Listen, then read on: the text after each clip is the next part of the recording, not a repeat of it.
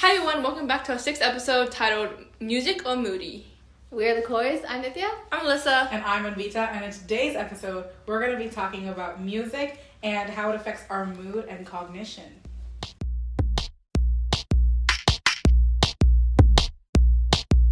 So, I'm sure you guys are all fans of music, and even some of you use music to study.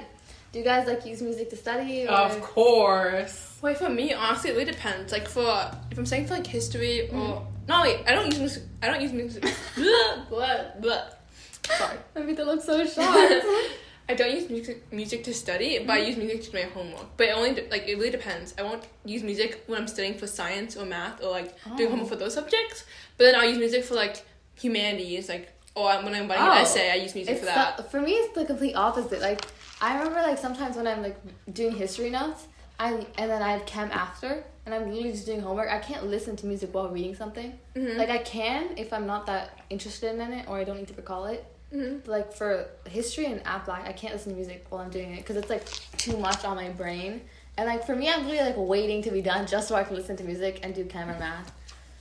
For me, I need music at all costs. If it's in the background, I use different music to do different things. If I'm reading something, I'll listen to classical, intense violin, okay? Or I'll go straight to the Marvel soundtrack if I'm trying to do a really long essay. So I need it at all times. Wait, for me, when I read or doing reading or writing stuff, honestly, music kind of drains out. So I can listen to it because it kind of drains out. But when I'm studying, and same thing with Anvita, I have specific music. So I'll listen to sad lyrical music and not hype music when I'm studying, whatever, right? Yeah. But I cannot do it for science or math because I won't retain any of the information. For me, it's I guess when I'm reading an actual book outside of school, a little fiction book, I can listen to music and it'll be fine because I actually like the book I'm reading. Mm-hmm. But if it's for school or something, I literally get engrossed in the music and I'm having a whole dream in my mind playing along with the song and I forget I'm doing homework. So it does not go well.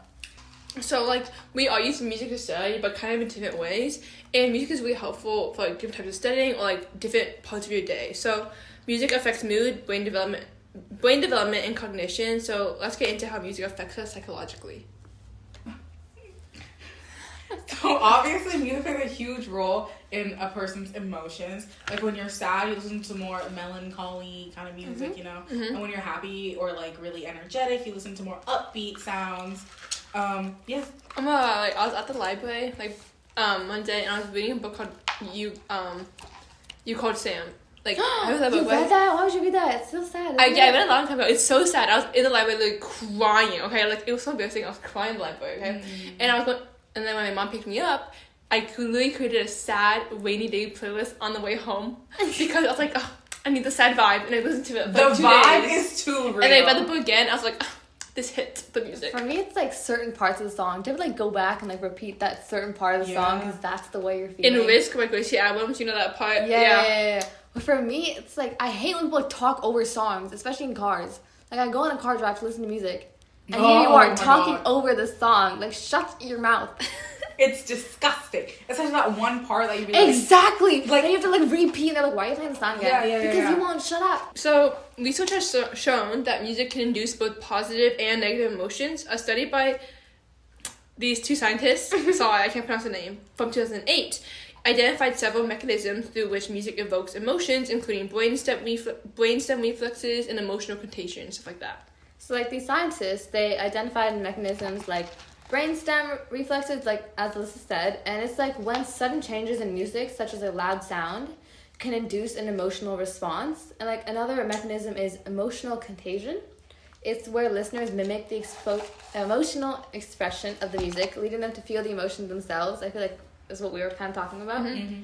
And for example, happy music can make listeners feel happy, obviously, while sad music invokes the feeling of sadness. I feel that's why a lot of people, when they go through breakups or, friendship breakups, they lean more towards sad music because that's what they relate, right? Mm-hmm. And I remember back in the beginning of the year when Gracie Abrams' album, Good Riddance, came out, that's all I listened to. On my flight home from Hawaii to California, that's all I listened to for 6 hours straight. And my sister was this is why you're so depressed. And I was shut up, okay? You're obviously wrong. And I decided to listen to some more upbeat music, and she was completely right. So I think it's it just influences you. Just kind of feel the things you like in your feels, whatever. Because when I'm like when I'm in a really good mood and listen to sad music, I'm like, damn, this hits, right? Yeah. But like, you know, Damn. And I'll be like, damn, girl. no, but then when I can't listen to happy music when I'm sad because it just doesn't hit like that.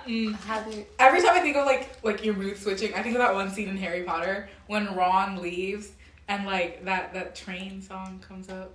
In the 8th movie? Yeah. What was that? There's music in Harry Potter? Bro, like Hermione and Harry are like dancing. I hate that movie. It's the one movie I don't rewatch. It really annoys me. Really? I really don't like it. It's like, why are you like treating Ron like that? I guess it's kind of Ron's fault. Wait, in the 8th but I just movie? don't like them fighting. Yeah, same. I honestly thought... No, the one Hot- before the end. I can't... Hot take, I thought Ron was annoying in that part. When he was like, throwing a tantrum about the necklace. Because it was like the necklace... I understood him. I don't think he was right. No, I I understand. understand him, but like, also like... We're getting so off topic. Yeah, sorry. Back to the episode, guys. Another mechanism is episodic memory, where music evokes autobiographical memories. A study by Janata The scientist. Janata from 2009 explored this concept of using fMRI to scan participants' brains while they listen to music that feels personal to themselves. Like in the previous episode, we talked about like nostalgic music. Like, is there any like music that like really hits you in the feels? I feel like I talked about the last episode too, like Royals from Lord. I feel like all Katy Perry songs that she released a long time ago. Yeah. And Bad Blood too. I remember like when I lived somewhere like else close by and Bad Blood came out, I was like literally questioning my sister, oh, what happened with this song? I remember that a lot. For me, it's any One Direction song. I used to be a huge One Direction fan. I'm back and shocked. forth. So really, are you really? Yeah. Like, I used to be a huge 1D fan. I literally wrote an essay on One Direction. It's a bad time. Anyway. Damn, you were a really big fan. I was a huge fan. BTS? You were a directioner. Let's not bring up BTS. Blink.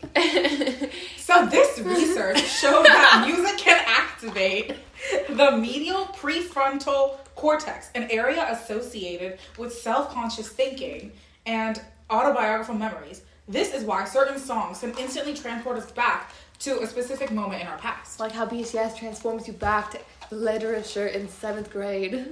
Anyway, music can also influence our emotions without any personal connection. So a study by Koch demonstrated that listening to pleasant music activates the brain's reward centers, which is involved in the release of dopamine, a neurotransmitter linked to pleasure and reward.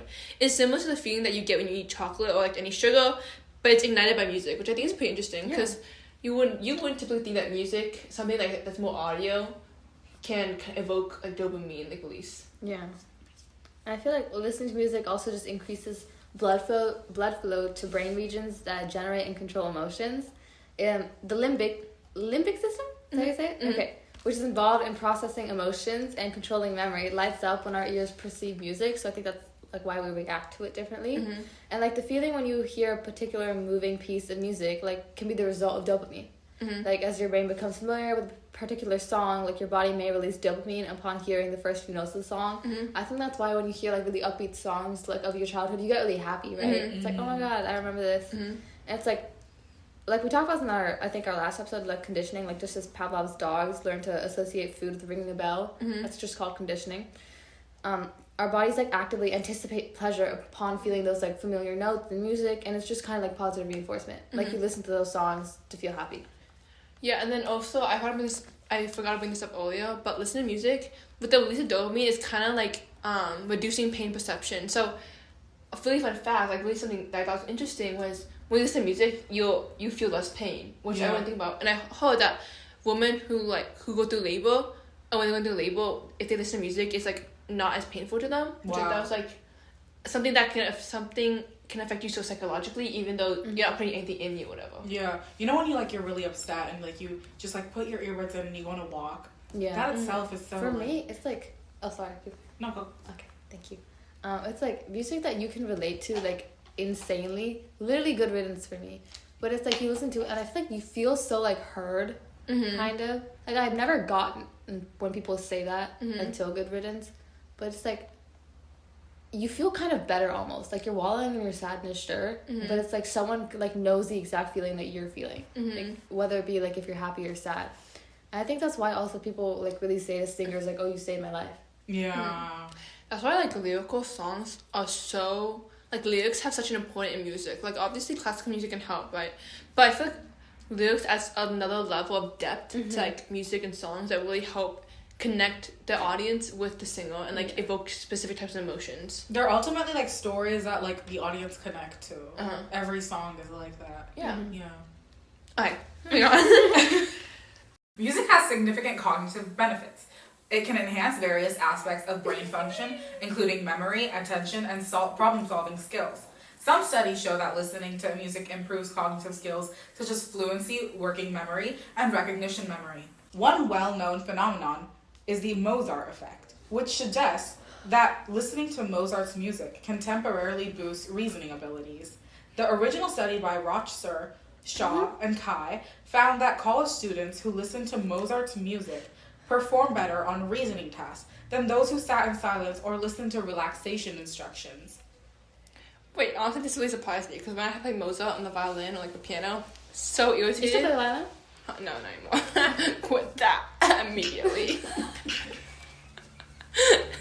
Anyway, so yeah, when I used to play Mozart, like listen to Mozart, when my sisters would practice it on the piano or violin, my reasoning abilities I think decreased because I was so irritated. But anyway, Irritated? I got because I feel like maybe I just have PTSD from like those songs. Anyway, I get an adrenaline rush. Sorry. For me, like when I used to play piano in middle school for like 3 years, it was so traumatic. Okay, like I feel like when people play like piano, they like the sounds they're producing. It was just so traumatic and annoying and infuriating for me, and I just hate classical music now.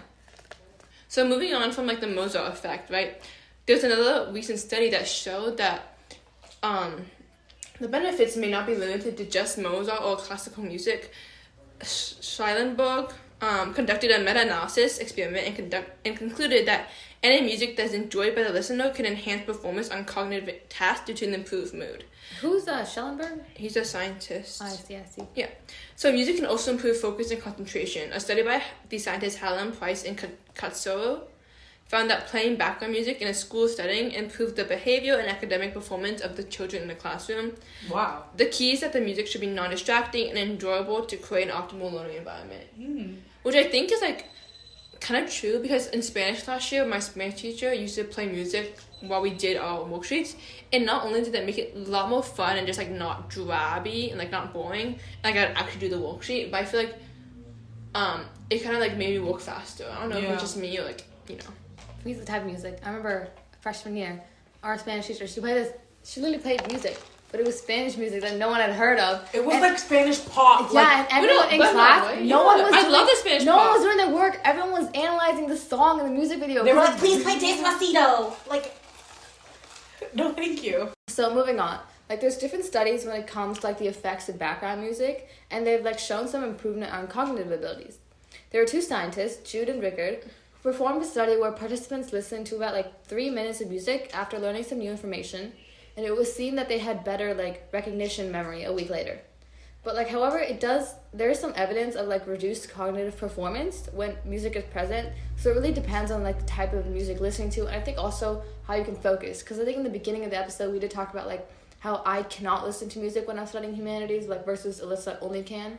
So I think it's like really how you focus as Yeah, well. differs per person, like kind of how your brain functions. And like I would like listen, I listen to like every single type of music, depressing, rap, pop, and like Anvita only listen to classical, and then you listen to like sad music. So you listen to rap and just that's actually really impressive. When you study? I listen to anything. when I study. Adrenaline, bro. Yeah, exactly. Exactly. Like before my like swimming or water programs, I'll listen to like hype music. We mentioned this a little bit later on, but like when I study, like if I listen to rap, I will not be able to focus on the work I'm doing because I'm just like so like vibing. I feel like sometimes when you're in the zone, like upbeat music really pumps you up. Like I can't listen to like sometimes I do listen to like sad music, but if it wouldn't be sad necessarily, just like low. Like, but I just can't with sad music while I'm studying. It really just depends on the mood. Like again, like our episode title, music or moody. Like if I'm really like in the mood to like just grind, I'll listen to rap or rock or like piano. It just depends on how I'm feeling. Exactly. Yeah. But like if you're down that day, then maybe you're just gonna listen to sad music while you're doing work. Yeah. Depressed.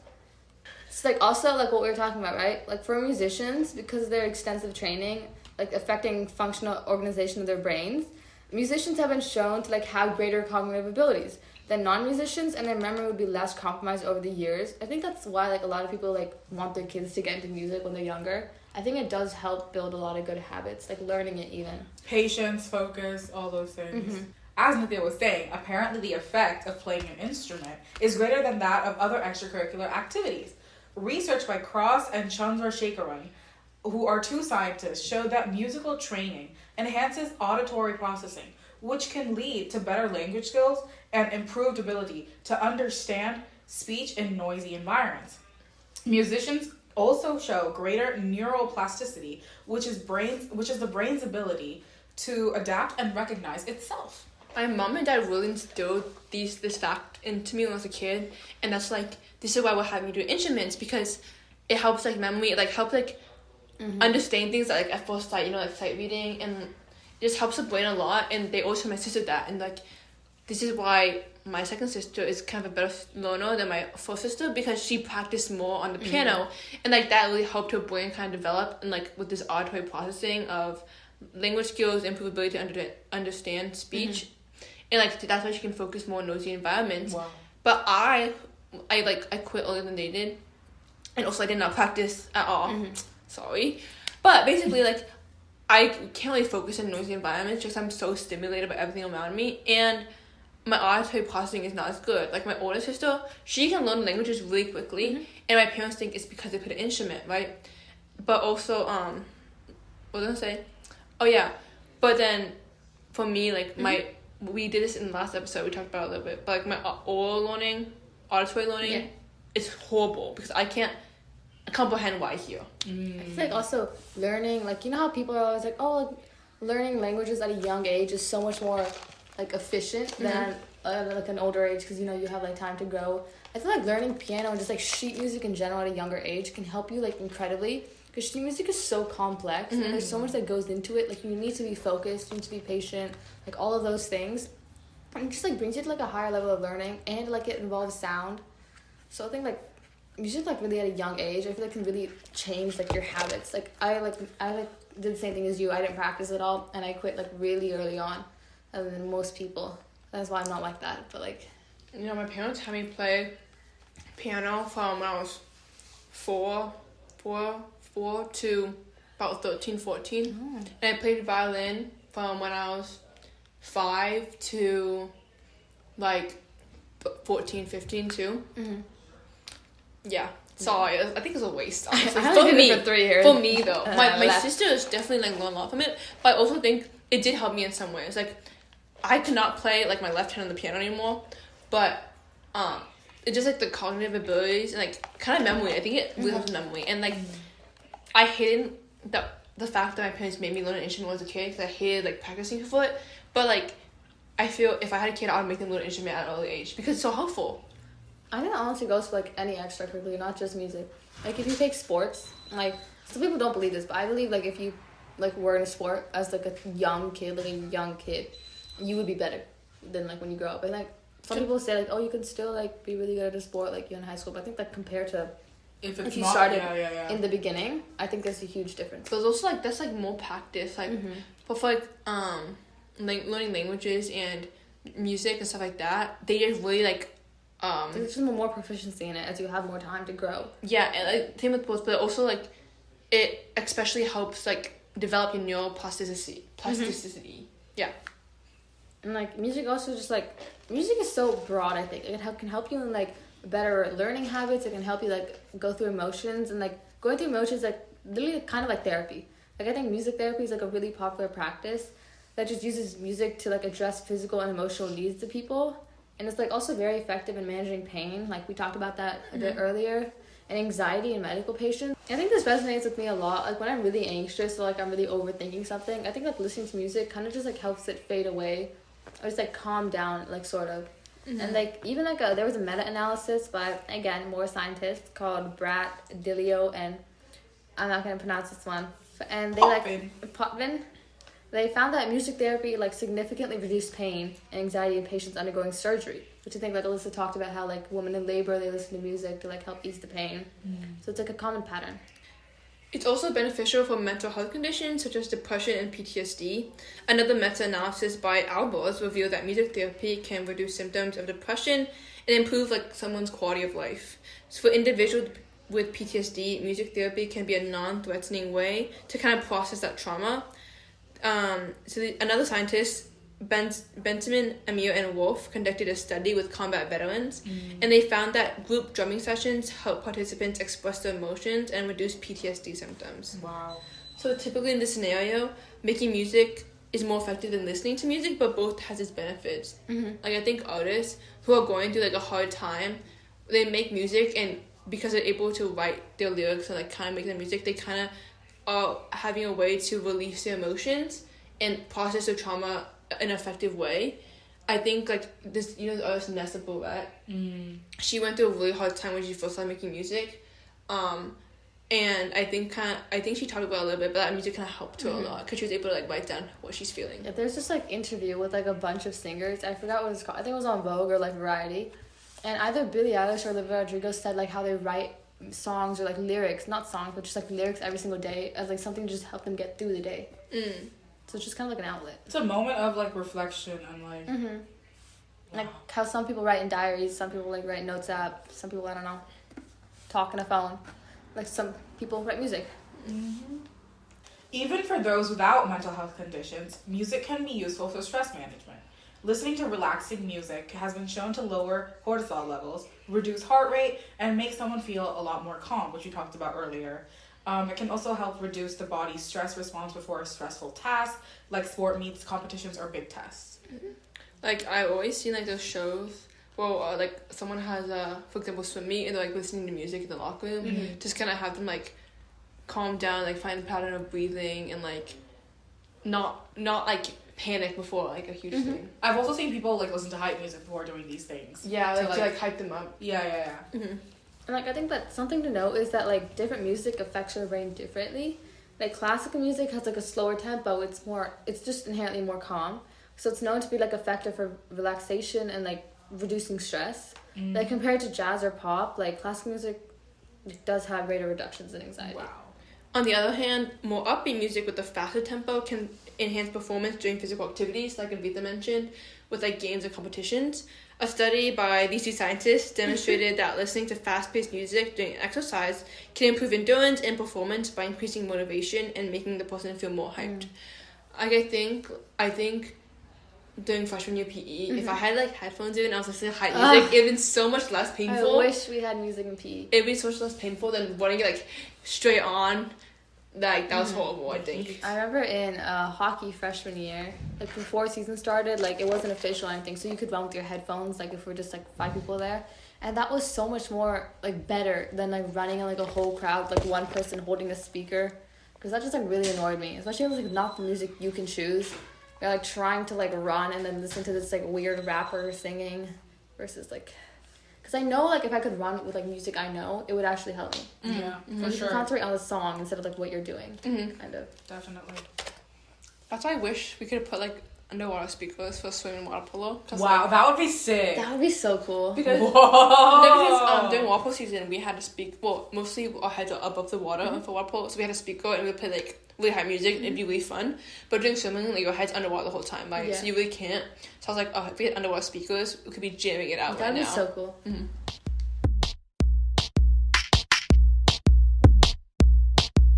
So we've been talking about music a lot. I think like we've really talked about how music can heighten our emotions, help us get through things, and like yeah. So make sure to follow us on Spotify, Instagram, TikTok, subscribe to our YouTube. The handle is @PsychOrPsych. On Instagram, it's a double S at the beginning. And make sure to leave a comment on any topics that you want to hear us talk about. And yeah, we hope you enjoyed this. See you next week. Bye-bye.